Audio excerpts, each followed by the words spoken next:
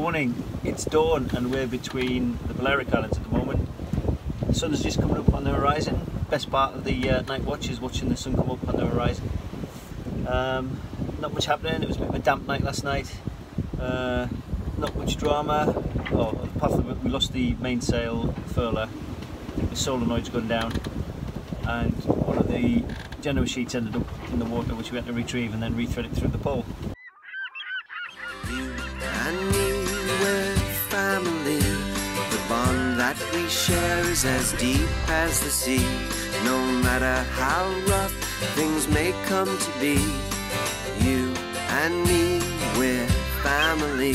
Sing home, hey, long for the ride home. Hey, I'll stay by your side home. Hey, you'll always be alright by me. Yes, you're alright by me. Being fairly quiet, not much activity, not much on the AAS, not many fishing boats actually, so I'm surprised at. So we should be there later on this afternoon. Get to sleep through the night, which is great. And this is the last of the night watches. We tend to do night watches 3 hours on, 3 hours off. So 9 till 12, 12 till 3, 3 till 6, 6 till 9. By that time you're ready for your bed. So to see us through the night, plenty of tea, biscuits, hot chocolate, cake, anything that keeps you awake really, and anything that keeps you going. I tend to listen to audiobooks as well, quietly. I think that's probably the only entertainment you can actually afford when you're on watch. I have heard of people who actually watch videos on watch, which I don't think is really on. During the day there's nothing wrong with reading the odd book, but audiobooks are best because it keeps you alert, and it's no louder than just normal conversation really, so they're great. Anyway, I think we'll put the kettle on once the sun come up. Yeah. So we've been joined on the morning watch by Ewan, who's come to help me do the 6 till 9 o'clock. What do you think of the sunrise? Good. Still tired? Have a big sleep. The big sleep. Now you're having another sleep. Still tired. Beautiful sunrise though, isn't it?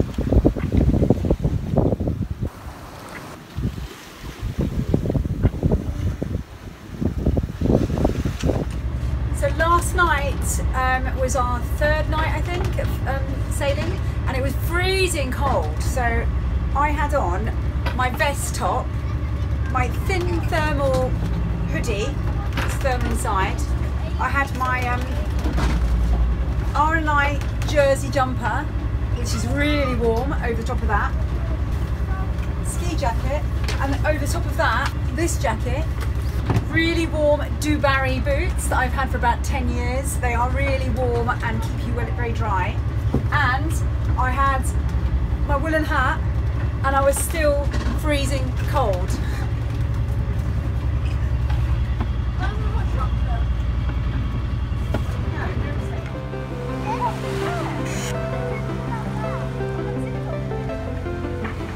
So just like the past few days, we saw some more wildlife on this passage. So today it was 3 bottlenose dolphins, really large ones actually. So now we're keeping a record of the size and the amount in the pod and the time that we saw them, and also the latitude and longitude, just so we've got some kind of record of it. These are enormous, aren't they? Wow, they're beasts. They're like 3-4 metres long.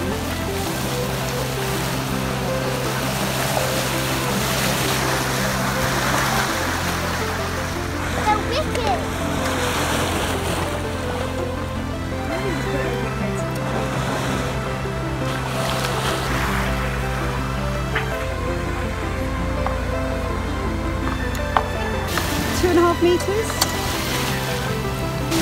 Wow. God! Hey, look. They're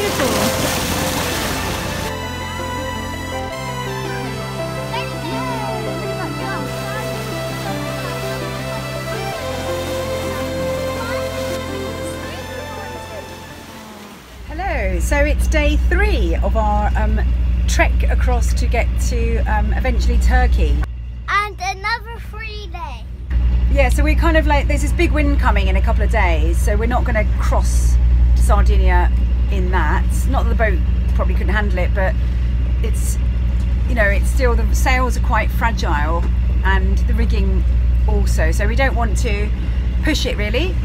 So we're going to wait for that to pass, spend a few days in the southeast side of Majorca. We've come up to Majorca because it means the hop across to Sardinia is slightly shorter, and so we're going to try and get the tail end of that sort of storm, and that will be like Monday according to the weather forecast at the moment. So yeah, people say that strange things happen at sea. Well, we kind of sometimes it's not due to things being strange, it's to do with technical problems. So we were thinking, you know, here we are, there's no boats around, we're the only ones, you know. Look, and, look on the radar. the only boat we saw was one that wasn't on AIS, and we thought, oh, it's really quiet. And look But then, there. yeah, but what we're going to look at, Ewan? Yes. Yeah, so actually, we look at the screen because it wasn't that it was quiet, it was just that our aerial, the new aerial we bought, was actually defective.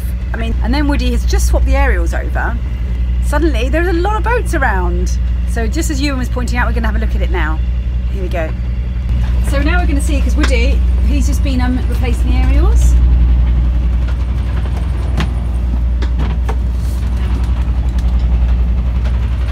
So have you got the diagnostics there, Woody? Yeah, so with the new aerial in.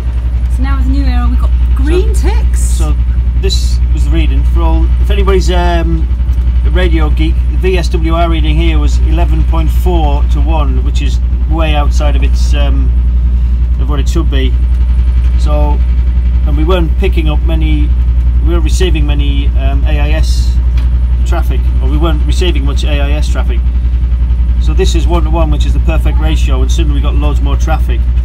So there's something wrong with the new aerial installation. I don't know what yet, but yeah, long passages for anyone can be boring, or you can try and find things to do. The kids are getting pretty good now at finding things to do, all sorts of different things. What are you making though? I can get it out. A boat. I've dropped, Mum, seriously, I've dropped the glue thing inside the pot.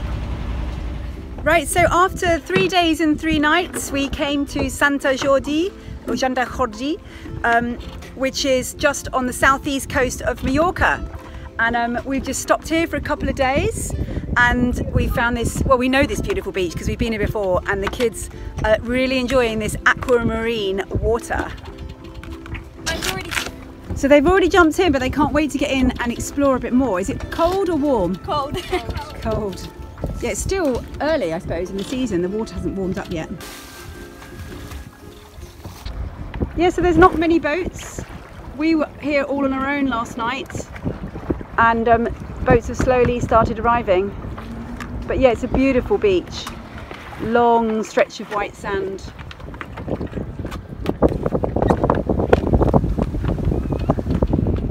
And the town's over there.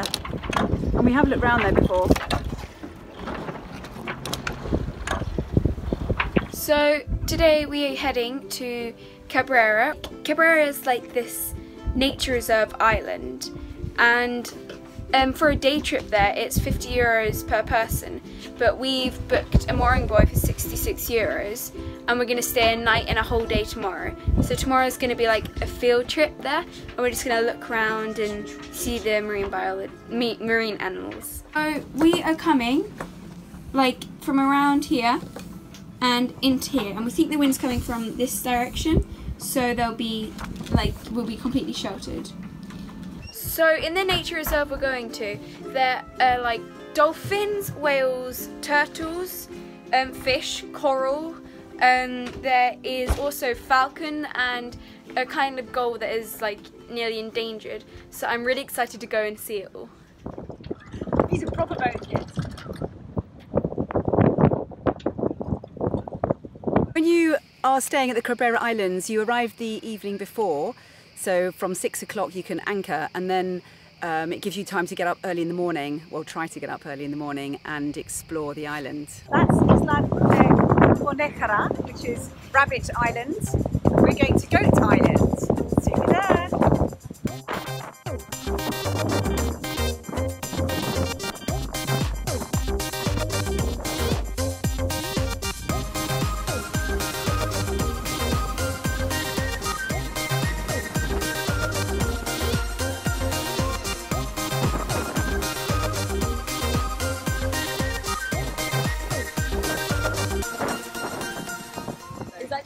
high up there. Reach down.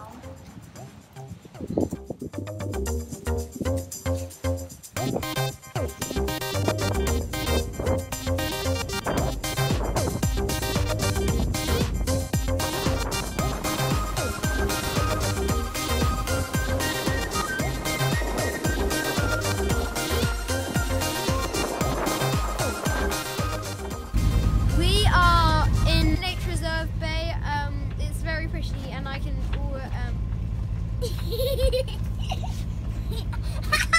Mom! Over to the Mom, right. Daddy kicked me in the fingers. Starboard side.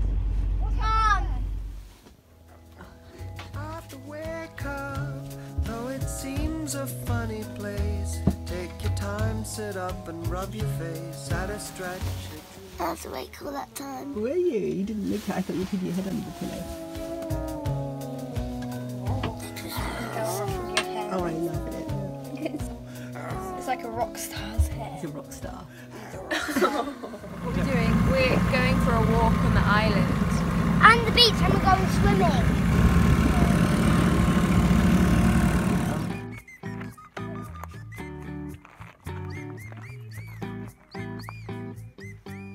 So we left Spain on our way east, and this is an island that we've always wanted to come to. We tried to come last winter, but the wind was never right.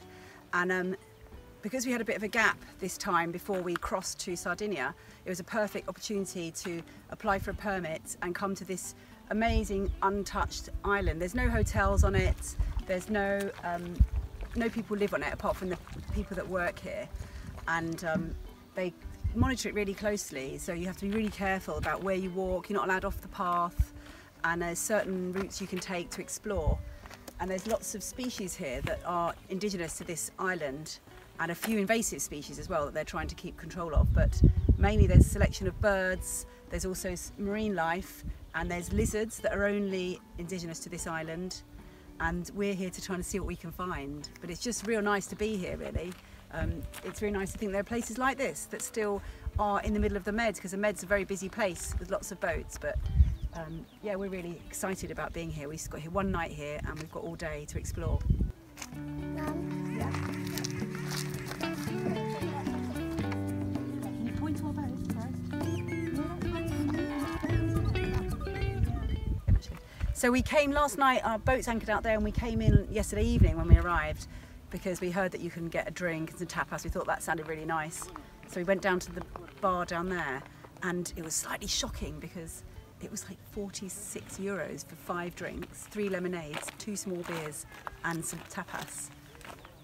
So that was a little bit of a shock, but I guess it's really hard to get stuff here, and yeah, there's only one place, so there's no competition. How's your beer, Woody? Expensive.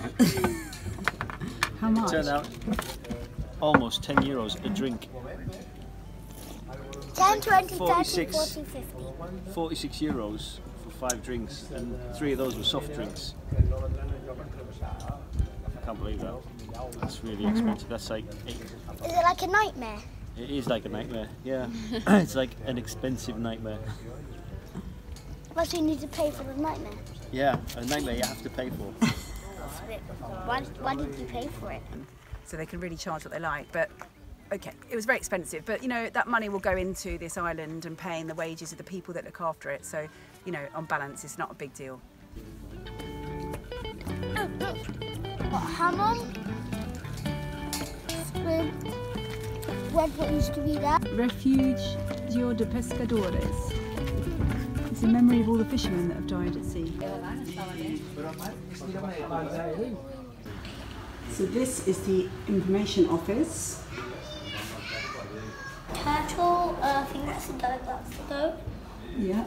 I think these are all the rocks and seaweed. Yeah. These are like types of sea urchins. I catched one before. You see them? Mermaid's purses, they're called. The types of sharks. Types of sharks.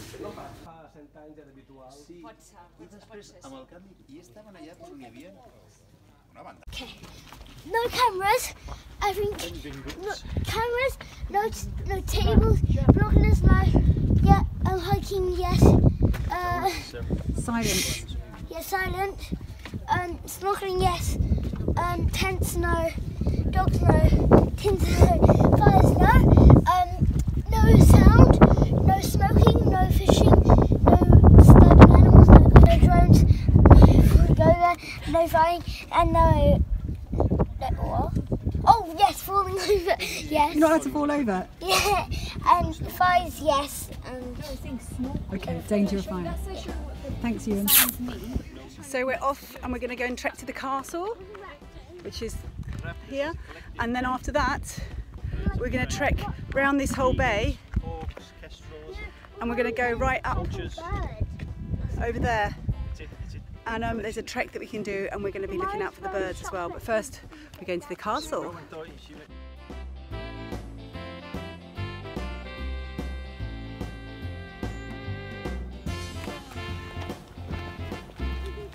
We're going for a big walk through this nature reserve island.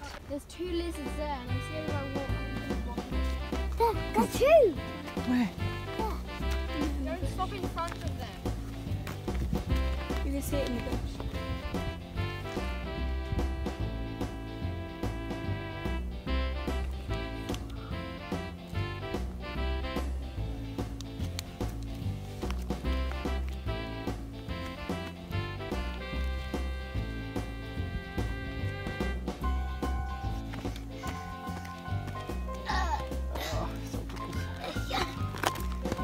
In an hour, some birds migrating from Africa, they come across here, but while they're doing that, the eagles come and they try to eat those birds. So you can see a bunch of birds in the sky in an hour. Minutos until pájaro comes. When did the birds come? 30 minutos. 30 minutes. Oh, porfa, rápido. These are the birds of prey, and they're all waiting now for their prey.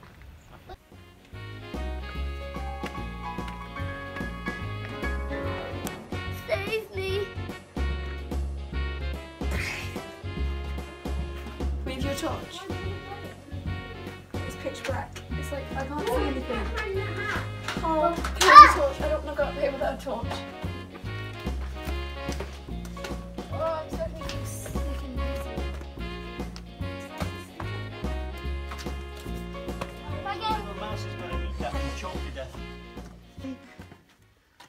Now you can go. Fine, I'll go and get you and Slim. We made it to the castle. I remember you told me that thing was a bin. So Colonia de San Jordi, which is just up there. How long does it take to get here, Ewan? 2 hours. So when you come in, you've got the red buoys as you start, then the orange, which is where our boat is, if you can see our boat out there, and then you go in further and you've got the yellow buoys and then the white buoys, and it all depends on your size of boat. And then you come in on your dinghy down to the port down there, and that's where you can leave your dinghy. By having buoys, it means that the seabed isn't destroyed by everyone dropping their anchors and dragging it along. So you probably get all sorts of marine life that can live down here now because they're protected. Brilliant. To the beach. This is very narrow, these steps.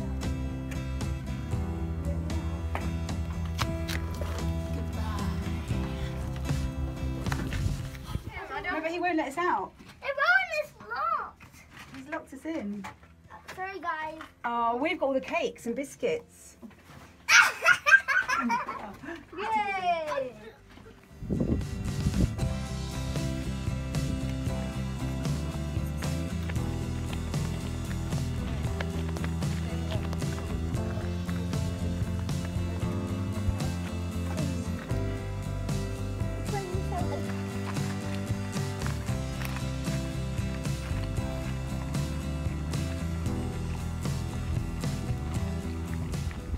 just come up this massive path, and now we're going to go up that path to get to the lighthouse. Yay! And we found a secret bay. So we've just walked up from that bay. We're on our way to the lighthouse. It's not going so well for all of them though. Riley now. Daddy isn't. So we've made it to the other side of the island.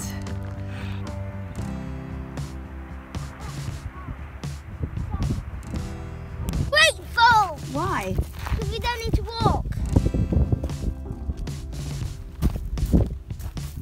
I wonder why you're not allowed over there. So they're saying that the walking route from Colroig to the Enciola lighthouse passes through a highly sensitive natural area, and measures being taken in order to protect its state of conservation. For this reason, this route will remain closed to the public for a period of 3 years, from 2018 to 2021. And that's some of the species that is sensitive.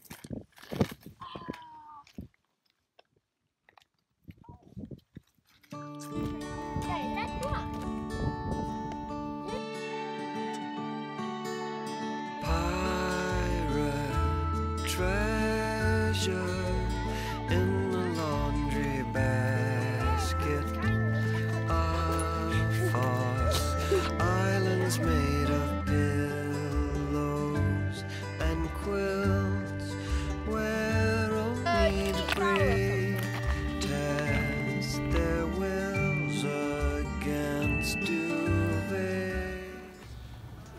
Four is that like camouflaging one? Yeah? Can you see it there?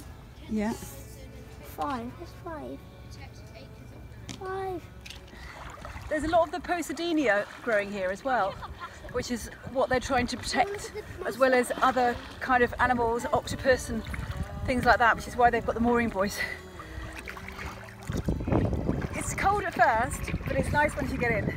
And there's some really nice wildlife here, some quite big fish, some smaller ones and some teeny ones. On the 7 steps to the door where the mermaid dwells, hear her sing to the Viking.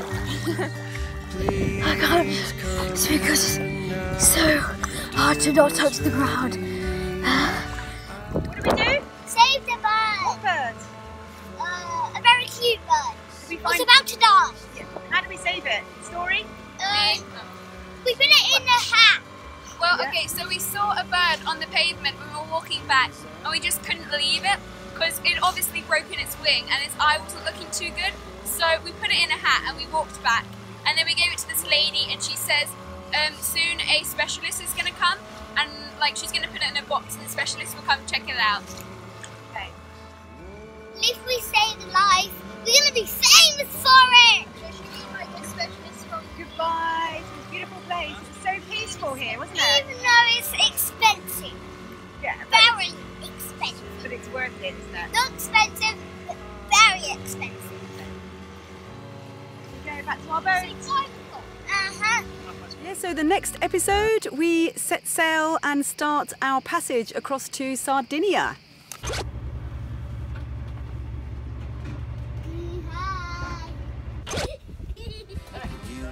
And we're family. The bond that we share is as deep as the sea. No matter how rough things may come to be, you and me, we're family. Sing ho, hey, along for the ride. So this is a really big thank you to our patrons for pledging to Mothership Adrift and supporting us on our journey as we travel around the world. This allows us to make stories and then share these stories with you. If you want to become a patron, it's really easy. Click on the Patreon button and join our family in this journey around the world. And if you want to do it, do it.